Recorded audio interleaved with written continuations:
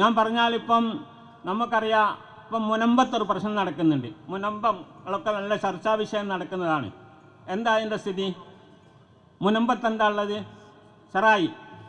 അവിടെ വഖഫ് ബോർഡിൻ്റെ ആ കാലത്ത് 1948 ഫറൂഖ് കോളേജ് ഉണ്ടാകുന്നത്. 1948 സ്വാതന്ത്ര്യം കിട്ടിയതിൻ്റെ പിറ്റേന്ന് അതിന് ഫറൂഖിലെ പുളിയാളി കുടുംബക്കാരാണ് ഒരു 28 ഏക്കർ സ്ഥലം വഖഫാക്കുന്നത്. അവിടെ ആ ഫറൂഖ് കോളേജ് നിൽക്കുന്ന സ്ഥലം വഖഫാണ്.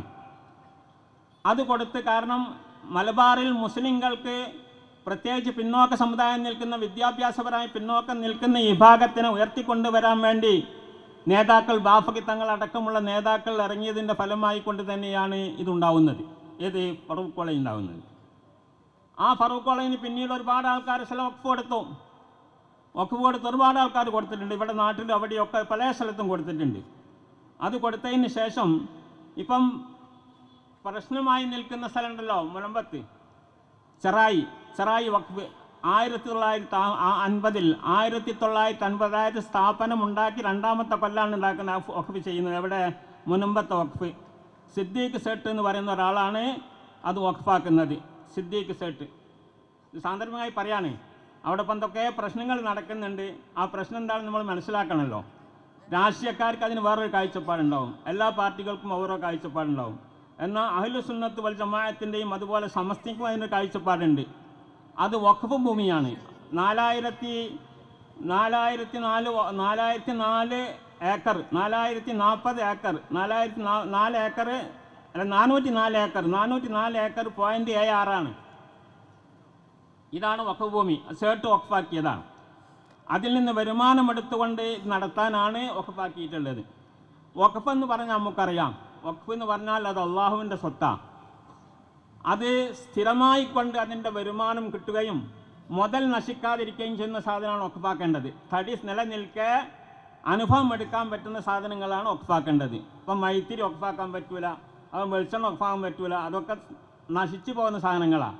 ഒരു സ്ഥിരമായി നിൽക്കുന്ന സാധനമായിരിക്കണം. ഭൂമി, കെട്ടിടം പോലത്തെ സാധനങ്ങളായിരിക്കണം. തെങ്ങ് അതുപോലെയുള്ള സാധനങ്ങളൊക്കെ ആണെങ്കിൽ വഖഫാക്കാം. അതാണ് വഖഫിൻ്റെ നില. അങ്ങനെ വന്നാൽ പിന്നെ അതിന് ലാ യുബാഉ വലാ യൂറസു എന്നൊക്കെയാണ് അതിനെ സംബന്ധിച്ച് പറയുന്നത്. വിൽക്കാൻ പാടില്ല, അനന്തരം എടുക്കാൻ പാടില്ല, കൈമാറ്റം ചെയ്യാൻ പാടില്ല. അത് ഖിയാമം വരെ അങ്ങനെ തന്നെ നിൽക്കണം.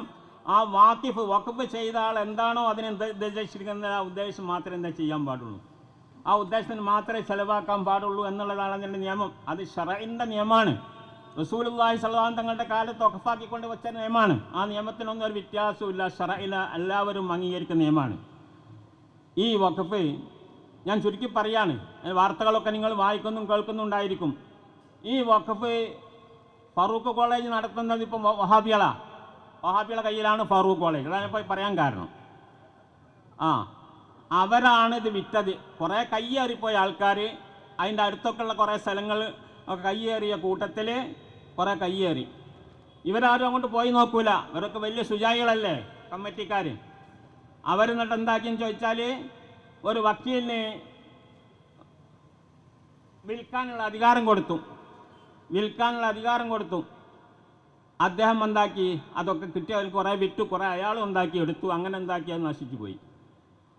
വഖഫിൻ്റെ സ്വത്തേ വഹാബികൾ വിറ്റുവെന്ന്. ഇവർക്ക് എന്ത് ഹലാൽ ഹറാമാണുള്ളത്? അതാപ്പാടെ നടക്കുന്ന പ്രശ്നം മനസ്സിലാക്കണം. അവിടെ കുറേ പാവപ്പെട്ട ആൾക്കാർ, കുടിയേറ്റക്കാരുണ്ടായി. അവർ പൈസ കൊടുത്ത് വാങ്ങിയതാ. ഇവരോട് പൈസ കൊടുത്ത് വാങ്ങിയതുകൊണ്ട് അല്ലാത്തവരൊക്കെ ഉണ്ട്. അതിനേക്കാൾ അപ്പുറം അവിടെ റിസോർട്ടുകാരുണ്ട്. ഒരുപാട് റിസോർട്ടുകാർ, 60ഓളം റിസോർട്ടുകൾ അവിടെ ഉണ്ട്. വലിയ കുംഭകോണക്കാർ. അവരാണ് ഇപ്പോൾ ഇവിടെ സമയത്തിന് വേണ്ടി ഇവരെ ഇറക്കിയിരിക്കുന്നത്. ഇവരും നിരപരാധികൾ, പാവങ്ങളാണ്.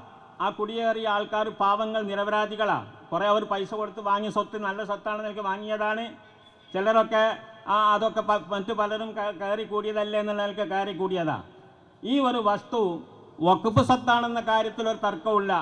അതിന് ആധാരമുണ്ട്.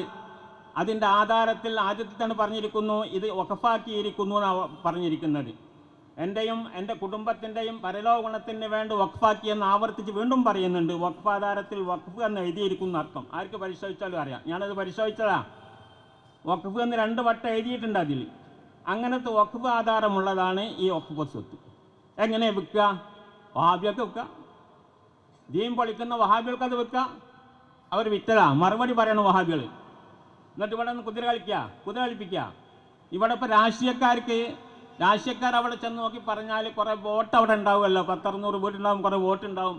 അപ്പോൾ ആ നിലക്ക് പോലെ എന്താ കണ്ണീരൊലിപ്പിച്ചിട്ട് വഖഫ് ബോർഡ് പോലെ പുറത്താക്കാൻ പറ്റൂല എന്നാണ് അവർ പറയുന്നത്. നമ്മളും പറയുന്നത് തന്നെ, അവർ പുറത്താക്കണം എന്നല്ല, അവർക്ക് പ്രശ്നം പരിഹരിക്കണം.